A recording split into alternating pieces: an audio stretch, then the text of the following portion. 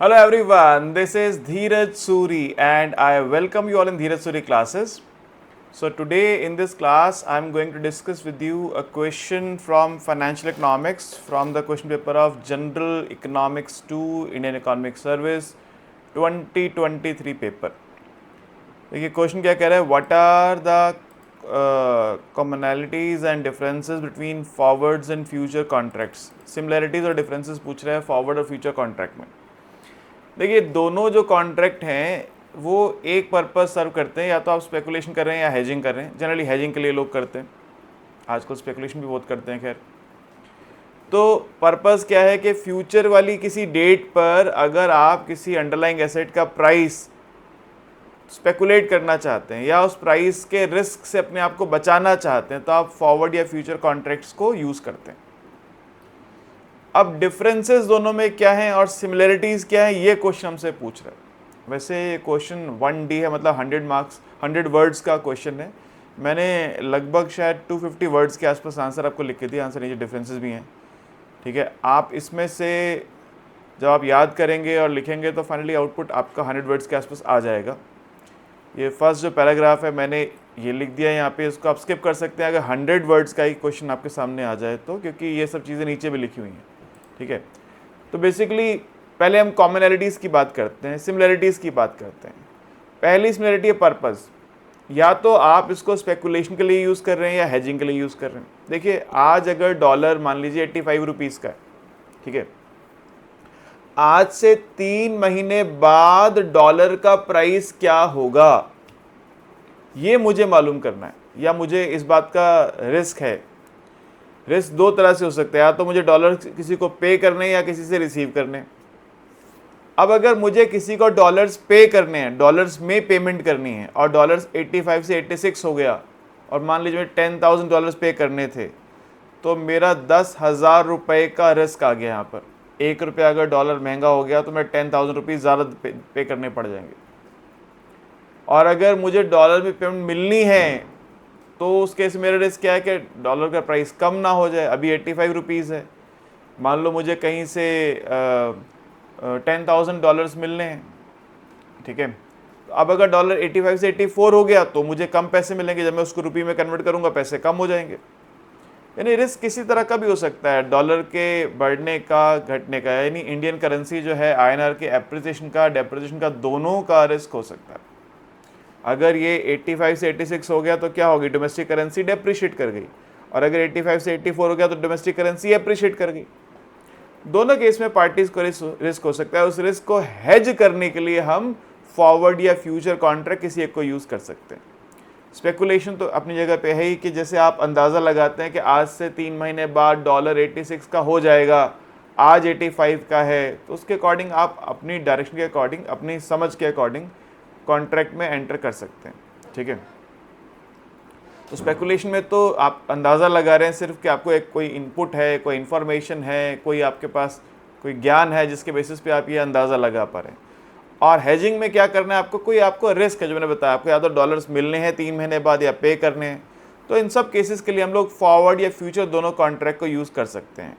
Differences जब आएंगे तो समझ जाएंगे फ़र्क क्या है फॉरवर्ड, क्या है फ्यूचर. वैसे क्लास में डिटेल में पढ़ाया हुआ हमने, बस यहाँ शॉर्ट में बताना है. एग्रीमेंट क्या है कि दोनों पार्टीज एक प्राइस लॉक कर लेती हैं. जैसे 85 का प्राइस आज है, मान लो आपने 85 के प्राइस पे ही कॉन्ट्रैक्ट एंटर कर लिया. आप कह रहे हैं मैं 85 के प्राइस पे डॉलर्स बेचूंगा, कोई सामने पार्टी है वो कह रही है 85 के प्राइस पे डॉलर आपसे खरीदेगा, ठीक है. तो आपने एक प्राइस लॉक कर लिया. आज के टाइम, आज की डेट में एक प्राइस लॉक हो गया जिसकी सेटलमेंट कब होगी, फ्यूचर डेट में, 3 महीने बाद, 6 महीने बाद, जो भी फ्यूचर डेट है उस पर सेटलमेंट होगी. ऑब्लिगेशन ये है कि उस डेट पर जब ट्रांजैक्शन, जब जो डेट आ जाएगी उस डेट पे दोनों पार्टीज़ को अपना अपना प्रॉमिस पूरा करना पड़ेगा. यानी अगर मैं डॉलर बेचने को कह रहा हूँ तो मैं उस डेट पे डॉलर बेचूंगा, और जो डॉलर खरीदने को कह रहा है उस डेट पे डॉलर मुझसे खरीदेगा. और आज जो रेट तय हो गया उस डेट पे, उस दिन क्या रेट होगा वो उसका कोई मतलब ही नहीं है कोई भी. आज के रेट पे हम लोग ट्रांजेक्शन करेंगे, या फिर जिसको प्रॉफिट लॉस हो रहा होगा प्रॉफिट लॉस दूसरे को दे देगा, बात खत्म, ठीक है. अब इसमें अंडरलाइंग एसेट दोनों में कोई, जब फ्यूचर फॉरवर्ड कॉन्ट्रैक्ट हो किसी एसेट के बेस पे होगा, वो डॉलर हो सकता है, कि करेंसी हो सकती है, कोई स्टॉक हो सकता है, कोई इंडेक्स हो सकता है, कोई कमोडिटी हो सकती है, जैसे गोल्ड है, सिल्वर है, एल्यूमिनियम है, कॉपर है, तो कोई कमोडिटी हो सकती है, कोई करेंसी हो सकती है, कोई इंडेक्स हो सकता है, जैसे निफ्टी है, सेंसेक्स है, बैंक निफ्टी है, या कोई इक्विटी हो सकती है, ठीक है। तो या इंटरेस्ट रेट भी हो सकता है, इंटरेस्ट रेट फ्यूचर्स ऑप्शंस भी होते हैं, ठीक है। अब यहाँ पे क्या है कि इनिशियल पेमेंट का क्या होगा, देखिए जो फॉरवर्ड कॉन्ट्रैक्ट है वो बेसिकली ओवर द काउंटर होते हैं, बताऊंगा अभी ओवर द काउंटर क्या होते हैं, बताऊंगा अभी। मतलब दो पार्टी से प्राइवेटली कॉन्ट्रैक्ट हो रहा है किसी डीलर के थ्रू। लेकिन जो ये फ्यूचर्स कॉन्ट्रैक्ट हैं ये स्टैंडर्डाइज कॉन्ट्रैक्ट है। इनिशियल पेमेंट तो किसी ने किसी को नहीं करनी, ना बायर ने सेलर को करनी, ना सेलर ने बायर को करनी, लेकिन दोनों पार्टीज को एक मार्जिन जो होता है, इनिशियल मार्जिन, वो डिपॉजिट करना होता है एक्सचेंज के पास, ठीक है। तो बायर सेलर को पेमेंट नहीं कर रहा अभी इनिशियली, सेलर बायर को भी नहीं कर रहा, लेकिन फ्यूचर्स कॉन्ट्रैक्ट में दोनों को एक मार्जिन डिपॉजिट करना होता है। फॉरवर्ड में ये मार्जिन आप दोनों पार्टीज का ऑप्शनल है कि वो ब्रोकर के पास रखना चाहते हैं, नहीं रखना चाहते हैं, उनकी अपनी प्राइवेट कॉन्ट्रैक्ट के बेसिस पे होगा, ठीक है। लेकिन फ्यूचर कॉन्ट्रैक्ट में ये मैंडेटरी है दोनों पार्टीज को मार्जिन रखना। मगर सिमिलरिटी क्या है, फॉरवर्ड फ्यूचर में सिमिलरिटी ये है कि ना बायर सेलर को पैसा देगा, ना सेलर बायर को देगा, कोई किसी को पैसा नहीं दे रहा, ठीक है। रिस्क एक्सपोजर क्या है, दोनों का रिस्क है। अगर भाई जो बायर है प्राइस कम हो गया तो बायर को लॉस हो जाएगा, प्राइस बढ़ गया तो सेलर को लॉस हो जाएगा, तो दोनों पार्टीज को रिस्क है। आज के टाइम पे 3 महीने बाद या 6 महीने बाद या कल, फॉर एग्जांपल कल ही किसी चीज़ का क्या प्राइस होगा कोई कैसे बता सकता है। कई बार क्या होता है ना, आज एक स्टॉक जो है वो बंद हुआ बड़ा हंसता गाता, अगले दिन 20% के लोअर सर्किट पे खुला या 20% के अपर सर्किट पे खुला, यू नेवर नो, आपको नहीं पता है, ठीक है।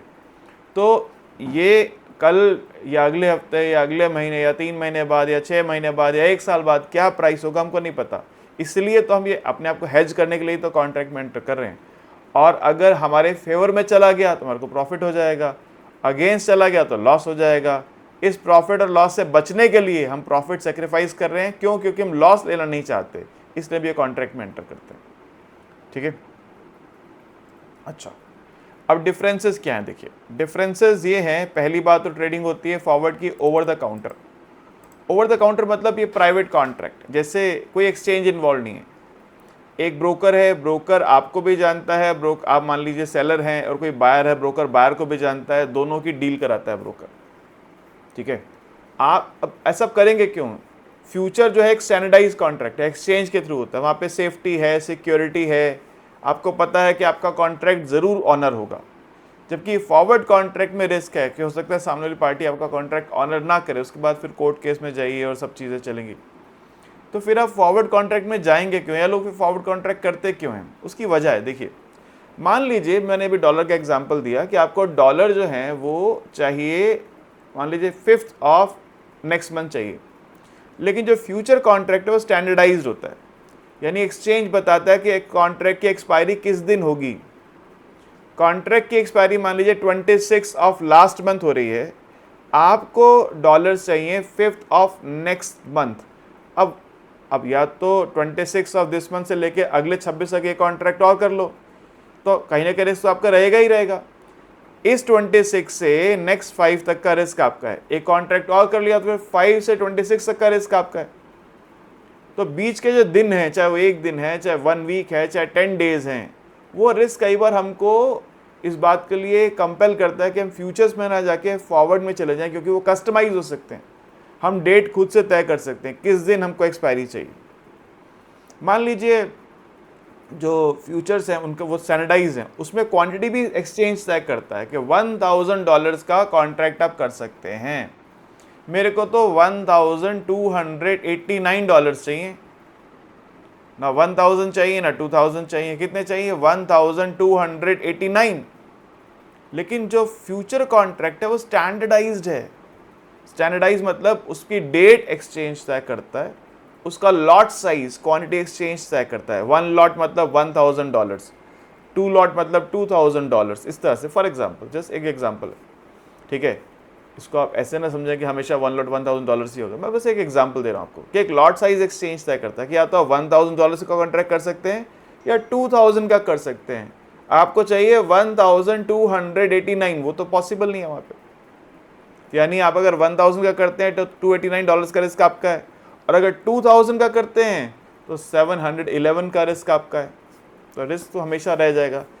अब आपकी डेट आपको मैच नहीं हो रही तो आप फॉरवर्ड में जाते हैं, क्वांटिटी मैच नहीं रही तो फॉरवर्ड में जाते हैं, और वो प्राइवेट कॉन्ट्रैक्ट्स हैं, ब्रोकर के थ्रू होते हैं। ओवर द काउंटर मतलब क्या है, आप एक ब्रोकर को जानते हैं, सामने वाली पार्टी ब्रोकर को जानती है, दोनों ब्रोकर के थ्रू कॉन्ट्रैक्ट करते हैं, या सपोज दोनों एक दूसरे को वैसे भी जानते हैं, ठीक है, रेगुलर डीलर्स हैं वो लोग और एक दूसरे को जानते हैं, तो आपस में कॉन्ट्रैक्ट कर लेते हैं, भाई इस दिन हम डॉलर्स का आदान प्रदान करेंगे इस रेट पर, राइट। अब जैसे मैंने बताया, यहाँ पे मैं बता चुका हूँ सैनिटाइजेशन की हाईली कस्टमाइजेबल है, इसका क्वांटिटी, डेट, ये सब आप फॉरवर्ड में खुद तय कर सकते हैं, टेलर मेड कॉन्ट्रैक्ट कहते हैं।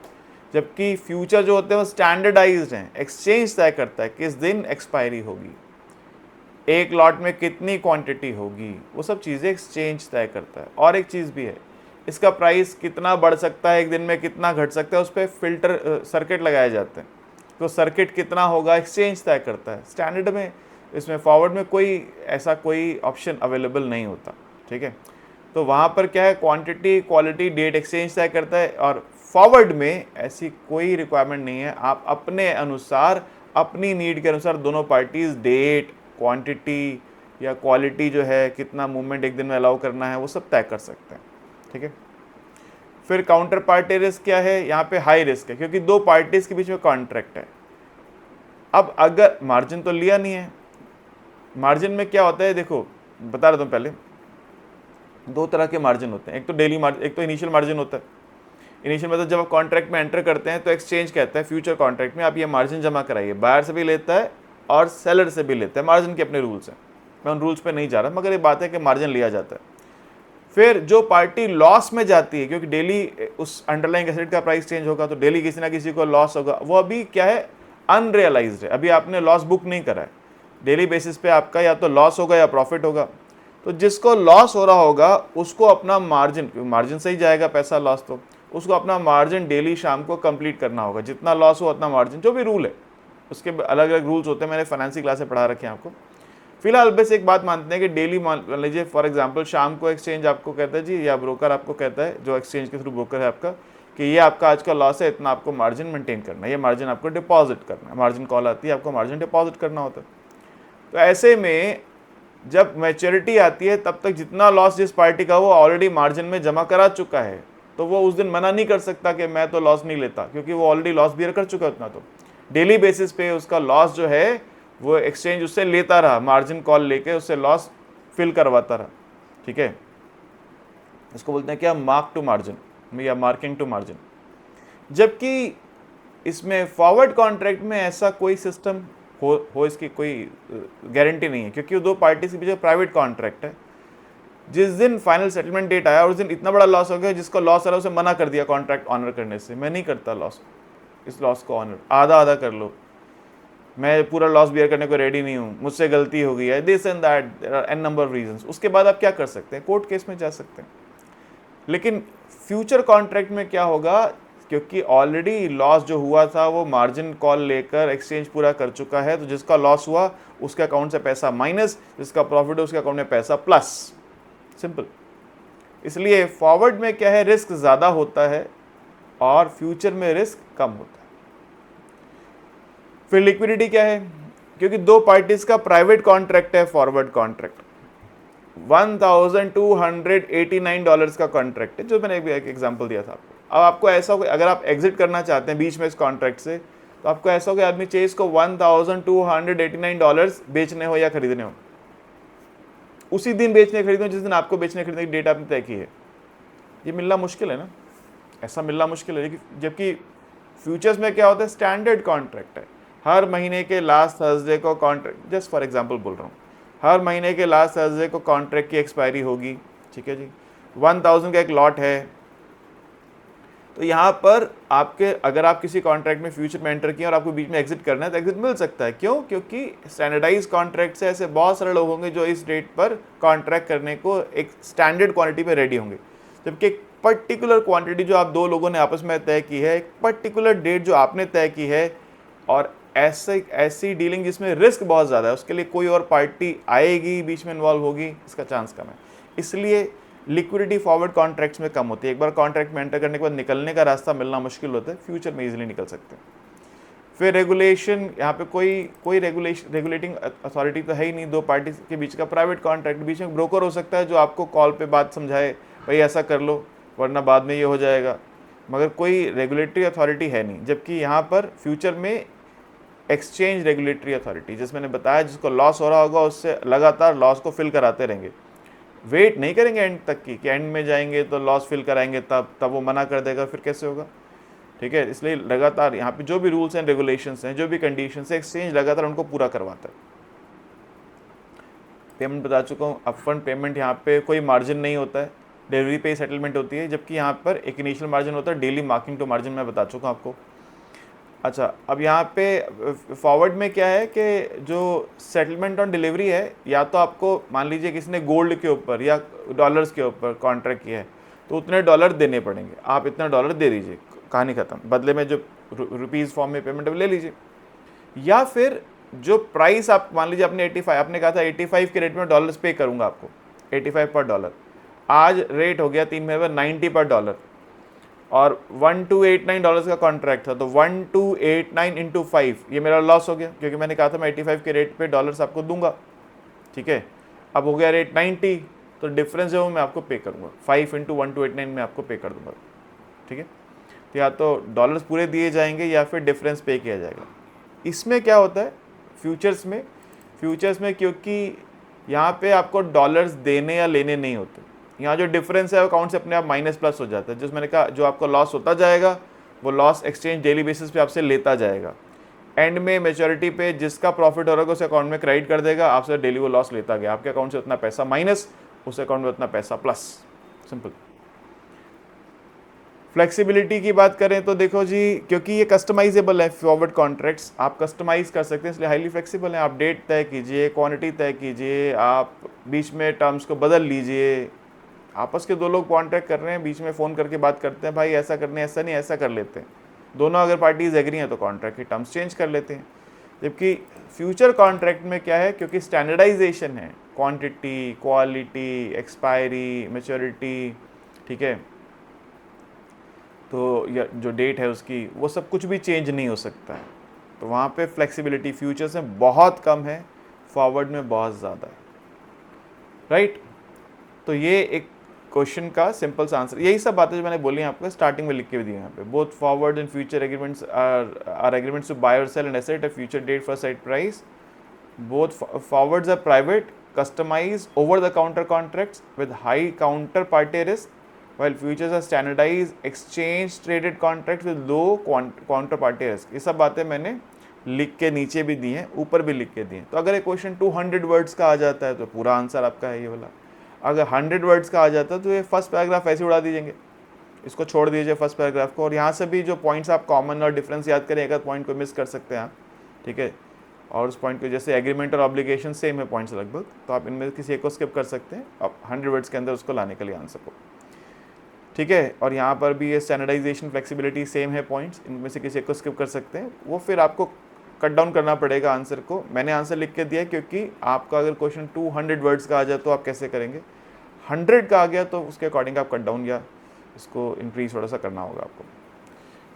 राइट, तो आसान सा टॉपिक था, होपफुली बात आप समझ गए। कोई क्वेरी आपको है इसमें, अगर कोई बात ऐसी समझ नहीं आई, क्योंकि हम क्वेश्चन का आंसर बहुत स्पेसिफिक डिस्कस कर रहे हैं, तो बहुत सारे कंसेप्ट ऐसे होते हैं जो हमने क्लास में ऑलरेडी पढ़ाए हुए होते हैं, तो क्लास में पढ़ाते समय हम बहुत सारी बातें और भी करते हैं, तो हो सकता है कि अगर आपने ये टॉपिक क्लास में अभी नहीं पढ़ा है तो कुछ चीज़ें आपको पता ना चल रही हों, उसके लिए आप मेरे से डाउट क्लास में आके डिस्कस कर सकते हैं।